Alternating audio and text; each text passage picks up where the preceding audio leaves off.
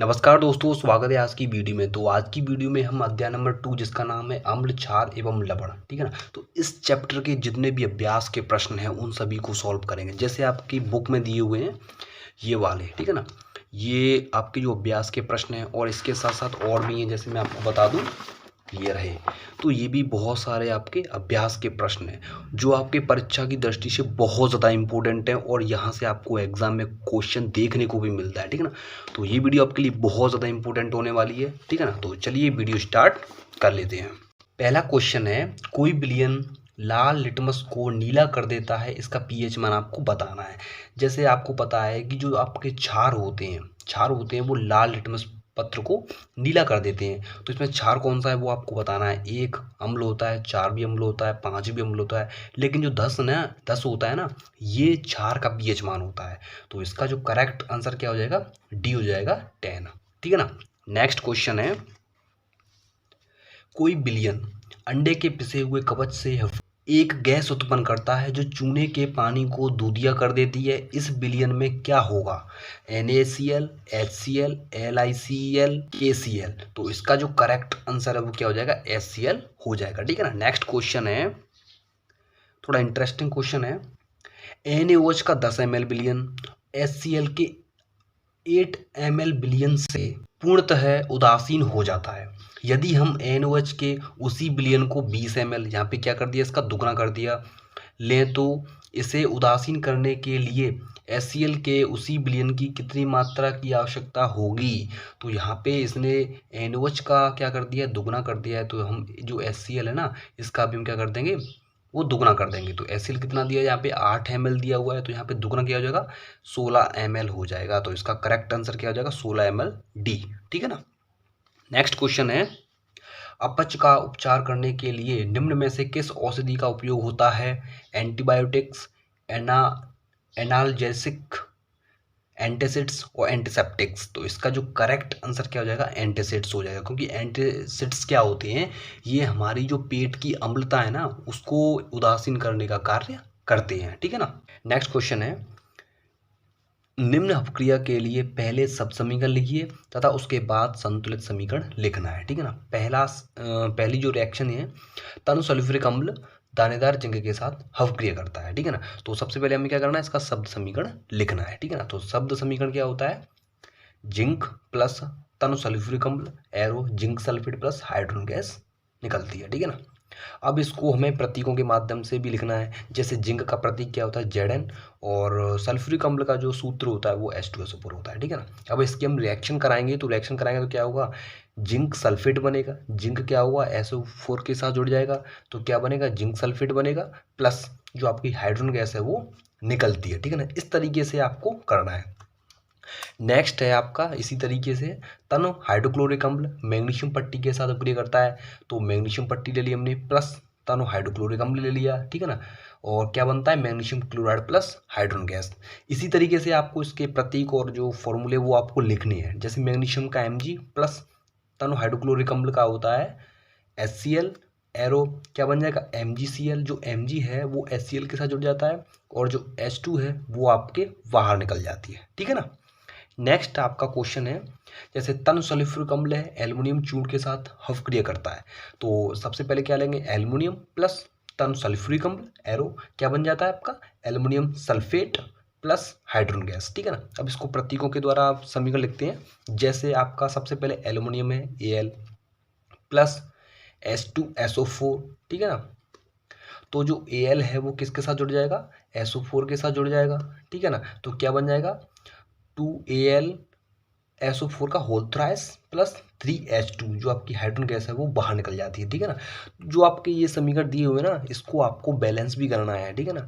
अगर आप बैलेंस करना नहीं जानते हैं तो मैं डिस्क्रिप्शन में लिंक डाल दूंगा वीडियो का, उसको आप देख लेना। वहाँ से आप आसानी से किसी भी रिएक्शन का जो बैलेंसिंग है वो आसानी से सीख सकते हो, ठीक है ना। अब डिस्क्रिप्शन में लिंक दे दूंगा। नेक्स्ट क्वेश्चन है, तनु हाइड्रोक्लोरिक अम्ल लोहे के रेतन के साथ अपक्रिया करता है, ठीक है ना।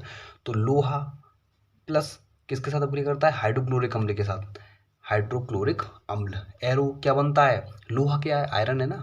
तो iron chloride plus hydrogen gas, जैसे कि लोहा, इसका सूत्र क्या होता है, Fe होता है। हाइड्रोक्लोरिक अम्ल है, HCl होता है। एरो क्या बन जाएगा, FeCl2, क्योंकि Cl के दो है ना अणु, दो अणु है, तो FeCl2 प्लस क्या बन निकलती है, H2, हाइड्रोजन गैस निकलती है। ठीक है ना। इस तरीके से आपको समीकरण, जैसे आपको कोई समीकरण दिया हो तो उसको सब समीकरण और संतुलन समीकरण आप लिख सकते हो। ठीक है ना। नेक्स्ट क्वेश्चन है, आश्रित जल विद्युत का चालन क्यों नहीं होता जबकि वर्षा जल होता है। ठीक है ना। क्वेश्चन समझ में आया ना। जैसे आश्रित जल होता है ना, जिसका pH 1 कितना होता है, 7 होता है, वो विद्युत का चालन क्यों नहीं होता, जबकि जो वर्षा का जल है वो क्या करता है, विद्युत का चालन करता है। ये आपको स्पष्ट करना है। ठीक है ना। तो सबसे पहले बात करेंगे आश्रित जल की। आश्रित जल होता है पूर्ण रूप से शुद्ध होता है, मतलब प्योर वाटर होता है। इसमें किसी भी प्रकार के आयनिक यौगिक नहीं होते, अर्थात इसमें जो आयनिक यौगिक होते हैं ना, धनायन और ऋणायन, वो नहीं होते। अतः यह उदासीन होता है। इसलिए ये क्या होता है, उदासीन होता है। इस कारण विद्युत का चालन भी नहीं करता। जबकि वर्षा के जल के बारे में बात करते हैं तो वर्षा के जल में कुछ अम्लीय गैसें होती हैं, जैसे CO2 है, CO2 और भी गैसें होती हैं, आदि घुलकर कार्बोनिक अम्ल बनाती हैं। क्या बनाती हैं, कार्बोनिक अम्ल बनाती हैं, जिससे वर्षा जल अम्लीय होता है तथा hydrogen ion H positive, hydrogen ion क्या है, H पॉजिटिव उत्पन्न करता है। इस कारण से वर्षा जल विद्युत का चालन करता है। ठीक है। देखो, वर्षा के जल के बारे में बात करते हैं तो वर्षा का जल होता है ना, वो आयनित होता है। अब आयनित होने के कारण क्या होता है, ये H पॉजिटिव आयंस देता है, अर्थात ये अम्लीय होता है। जबकि आश्रित जल के बारे में बात करते हैं तो ये बिल्कुल प्योर होता है, इसमें कोई भी किसी भी प्रकार का आयनिक यौगिक नहीं होते हैं। इसलिए जो आपका आश्रित जल है वो विद्युत का चालन नहीं करता है। ठीक है, समझ में आ गया ना। नेक्स्ट क्वेश्चन है, जल की अनुपस्थिति में अम्ल का व्यवहार अम्लीय क्यों नहीं होता। क्वेश्चन क्या है, जल की अनुपस्थिति में अम्ल का व्यवहार अम्लीय क्यों नहीं होता, इसका आंसर आपको बताना है। तो इसका आंसर क्या है, जल की अनुपस्थिति में कोई भी अम्ल आयनित नहीं होता है, क्योंकि जल नहीं होगा तो जो अम्ल है ना वो आयनित नहीं होगा, अर्थात उसके अंदर जो धनायन ऋणायन है वो वियोजित नहीं होंगे, है ना। अतः जल की अनुपस्थिति में अम्लों से हाइड्रोजन आयंस पृथक नहीं हो पाते। जो हाइड्रोजन आयन है ना वो पृथक नहीं हो पाते। हाइड्रोजन आयन ही अम्लों के अम्लीय व्यवहार के लिए उत्तरदायी होते हैं। क्या होते हैं, उत्तरदायी होते हैं। अतः इनकी अनुपस्थिति में अम्ल अम्लीय व्यवहार प्रदर्शित नहीं कर सकते। समझ में आ गया ना। जैसे इसको मैं और समझाने का प्रयास करता हूँ। जैसे मान के चलते हैं, जैसे कोई अम्ल है, अब अम्ल ले लिया हमने, कोई जैसे बीकर में अम्ल ले लिया, और अम्ल में जैसे हम वाटर नहीं डालेंगे तो वो क्या होगा, वियोजित नहीं होगा। और जैसे ही वो वियोजित नहीं होगा तो हाइड्रोजन आयन भी नहीं बनेंगे, है ना। जो हाइड्रोजन आयन है, जो H पॉजिटिव है, वो नहीं बनेंगे, और नहीं बनने के कारण ही जो आपका अम्लीय व्यवहार है वो प्रदर्शित नहीं हो पाता है। ठीक है ना, समझ में आ गया ना, कोई दिक्कत। नेक्स्ट क्वेश्चन है, ताजे दूध के pH का मान 6 होता है। जैसे मान के चलते ताजे दूध का pH मान कितना आता है, 6 होता है। दही बन जाने पर इसके pH के मान में क्या परिवर्तन होता है, ये आपको बताना है। ठीक है ना। ताजे दूध के pH का मान कितना होता है, 6 होता है, क्लियर है। अर्थात ये हल्का सा अम्लीय होता है। कैसा होता है, थोड़ा सा अम्लीय होता है। जब इसका किण्वन होता है, फर्मेंटेशन होता है, तो लैक्टिक अम्ल बनता है। जैसे ही क्या होगा, इसमें फर्मेंटेशन की क्रिया होगी तो क्या होगा, इसमें लैक्टिक अम्ल बनना प्रारंभ हो जाता है, जिससे जो दूध है ना वो धीरे धीरे दही में बदल जाता है। किस में बदल जाता है, धीरे धीरे दही में बदल जाता है। लैक्टिक अम्ल के कारण इसका अम्लीय गुण बढ़ जाता है। जो आप जैसे इसमें लैक्टिक अम्ल बनता जाएगा और अम्लीय जो गुण है वो बढ़ते जाएंगे, जिससे इसके pH मान में, जो pH मान है ना, pH मान में और कमी है। जितनी जो लैक्टिक अम्ल, देखो जैसे जैसे लैक्टिक अम्ल बढ़ेगा ना, लैक्टिक अम्ल जैसे जैसे बढ़ता जाएगा, जो अम्लीय प्रकृति है वो भी बढ़ती चली जाएगी, जो अम्लीय गुण है वो भी बढ़ता जाएगा। ठीक है ना, क्योंकि जो pH मान है वो कम होता जाता है। क्या होता है, कम होता जाता है। अगला क्वेश्चन है, बहुत ही इंटरेस्टिंग क्वेश्चन है। ऐसे क्वेश्चन आपके एग्जाम में आते हैं। ठीक है ना। जैसे एक कोआला ताजे दूध में थोड़ा बेकिंग सोडा मिलाता है। क्या मिलाता है, बेकिंग सोडा मिलाता है, NaHCO3। ठीक है ना। पहला क्वेश्चन दिया है इसमें, ताजे दूध के pH के मान को 6 से बदलकर थोड़ा क्षारीय क्यों किया जाता है। क्योंकि जो आपका जो ताज़ा दूध होता है ना, जैसे मान के चलते हैं कोई ग्वाला है और ताज़ा दूध लेकर आया, वो क्या करता है, उस ताज़े दूध में बेकिंग सोडा डाल देता है। अब वो ऐसा क्यों करता है, वो हम इस क्वेश्चन के अंदर जानेंगे, ठीक है ना। जैसे ताज़ा दूध में थोड़ा बेकिंग सोडा मिलाने पर दूध का पीएच मान 6 से बढ़कर क्या हो जाता है, 6 से बदलकर क्षारीय हो जाता है। अर्थात जो उसका पीएच मान है ना, वो बढ़ जाता है। अर्थात पीएच का मान बढ़ जाता है, क्योंकि बेकिंग सोडा क्षारीय होता है। कैसा होता है, क्षारीय होता है, बेसिस होता है, तथा इससे दूध के परिरक्षण में बनने वाला जो लैक्टिक अम्ल है वो क्या हो जाएगा, उदासीन हो जाता है। जो बनने वाला जो लैक्टिक अम्ल है, क्योंकि हमें पता है कि जो लैक्टिक अम्ल होता है वो अम्ल की प्रकृति को बढ़ाता है। अब जब लैक्टिक अम्ल ही उदासीन हो जाएगा तो जो दूध है वो कैसा हो जाएगा, वो आपका क्षारीय बना रहेगा, ठीक है ना, जिससे दूध जल्दी खराब नहीं होगा। ये आपका आंसर है, बहुत करेक्ट आंसर है, ठीक है ना।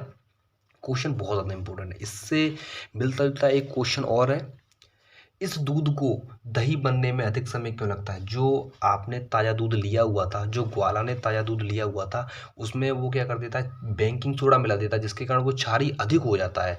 अब क्वेश्चन ये कह रहा है कि इस दूध को दही बनने में अधिक समय क्यों लगता है। बेकिंग सोडा एक जो दूध है को दही बनने में अधिक समय लगता है, क्योंकि दूध से दही बनना किण्वन की प्रक्रिया है। कौन सी क्रिया है, फर्मेंटेशन की क्रिया है, जो कि एक निश्चित पीएच पर ही होती है। जबकि NaHCO3 बेकिंग सोडा मिलाने पर विलयन की पीएच बढ़ जाती है। इससे दूध से दही बनने की प्रक्रिया धीमी हो जाती है, इसलिए इस दूध को दही बनने में अधिक समय लगता है। क्योंकि ऐसा होता है कि जो आपका, जैसे आप इसमें दूध में बेकिंग सोडा मिला देते हैं ना, तो उसका पीएच मान बढ़ जाता है। अब बढ़ जाता है तो उसको दही बनने में या उसको जमने में थोड़ा समय लग जाता है, क्योंकि वो अधिक क्षारीय हो जाता है ना। अब क्षार को थोड़ा अम्ल होने में थोड़ा क्या होता है, समय लगता है, ठीक है ना। प्लास्टर ऑफ पेरिस को आर्द्र रोधी बर्तन में क्यों रखा जाना चाहिए, इसकी आपको व्याख्या करनी है। इंपोर्टेंट क्वेश्चन है, आपके एग्जाम की दृष्टि से इंपोर्टेंट क्वेश्चन है, ठीक है ना। इसका आंसर है, प्लास्टर ऑफ पेरिस नमी के संपर्क में, नमी क्या है, आर्द्रता है ना, तो नमी के संपर्क में आकर H2O के अणुओं से क्रिया करता है। तो जैसे ही ये नमी के संपर्क में आता है ना, तो जो जल के अणु होते हैं उससे अभिक्रिया कर लेता है। शीघ्रता से कठोर ठोस पदार्थ जिप्सम में बदल जाता है। जो आपका प्लास्टर ऑफ पेरिस होता है ना, जैसे नमी के संपर्क में आएगा तो नमी से क्या कर लेगा, ये H2O के अणु ग्रहण कर लेगा और क्या बना लेगा, एक ठोस पदार्थ जिप्सम बना लेता है, जिप्सम में बदल जाता है। इस कारण इसे आर्द्र रोधी बर्तन में रखा जाना चाहिए, ठीक है ना।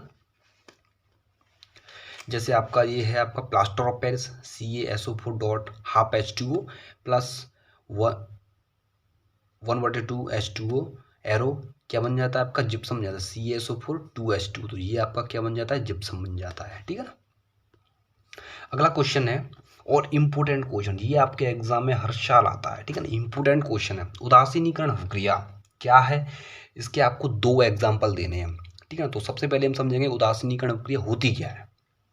वह है अभिक्रिया जिसमें अम्ल तथा क्षार, अम्ल प्लस क्षार आपस में अभिक्रिया करते हैं और क्या बनाते हैं, लवण और जल बनाते हैं। इस अभिक्रिया को उदासीनीकरण अभिक्रिया कहते हैं, ठीक है ना। तो इस अभिक्रिया में वैसे होता क्या है कि जैसे जो अम्ल होता है और क्षार होता है, दोनों आपस में अभिक्रिया करते हैं और दोनों आपस में अभिक्रिया करने के बाद क्या बनाते हैं, लवण बनाते हैं और जल बनाते हैं, ठीक है ना। समझ में आ गया। जैसे मैंने यहाँ पे बताया भी आपको, क्षार होते हैं जो अम्ल के साथ अभिक्रिया करके क्या बनाते हैं, लवण एवं जल बनाते हैं, ठीक है।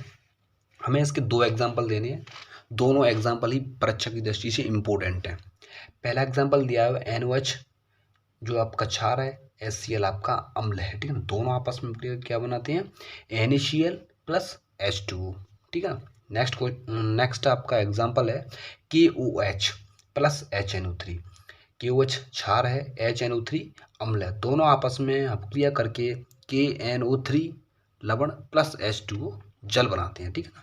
तो यह क्वेश्चन आपके परीक्षा की दृष्टि से बहुत ज़्यादा इंपॉर्टेंट है, ठीक है ना। नेक्स्ट क्वेश्चन है, धोने सोडा एवं बेकिंग सोडा के 2 प्रमुख, यानी कि दोनों के 2 प्रमुख उपयोग आपको बताने हैं। तो सबसे पहले हम बात करेंगे धोने के सोडा, जिसका फॉर्मूला होता है Na2CO3, ठीक है ना। इसके आपके उपयोग बताने हैं 2। पहला उपयोग हो जाता है कि इसका उपयोग बोरेक्स, जो आपका बोरेक्स होता है ना, बोरेक्स बनाने में इसका प्रयुक्त होता है। दूसरा इसका उपयोग है कांच, साबुन एवं कागज उद्योगों में होता है तथा इसका उपयोग घरों की सफाई में भी होता है। ठीक है ना। तो इतना आपको याद कर लेना है धोने के सोडे के उपयोग के लिए। ठीक है ना। नेक्स्ट है आपका बेकिंग सोडा के उपयोग। तो बेकिंग सोडा का एक हो जाएगा, पहला हो जाएगा इसका उपयोग सोडा अम्ल अग्निशामक में किया जाता है। ठीक है ना। नेक्स्ट है यह एक एंटासिड्स होते हैं। क्या होता है, ये एक एंटासिड होता है क्योंकि क्षारीय होने के कारण पेट में अम्ल की अधिकता को उदासीन करके राहत पहुंचाता है। ठीक है ना। तो आपके जो बेकिंग सोडा होता है वो एंटासिड्स का भी कार्य करता है। इस चैप्टर के आपके जितने भी इम्पोर्टेंट जो अभ्यास के प्रश्न थे वो मैंने सभी सॉल्व करा दिए। ठीक है ना। यह क्वेश्चन है ना परीक्षा की दृष्टि से बहुत ज़्यादा महत्वपूर्ण, क्योंकि यहाँ से आपके बहुत सारे क्वेश्चन बनते हैं। ठीक है ना।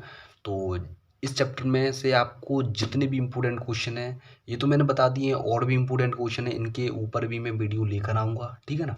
तो आपको सिर्फ हमारे चैनल को सब्सक्राइब कर लेना है और वीडियो को लाइक कर देना है, क्योंकि बहुत सारी वीडियोज इस चैनल पर आने वाली हैं। ठीक है ना। तो दोस्तों मिलते हैं किसी नई वीडियो के साथ, तब तक के लिए जय हिंद, जय भारत।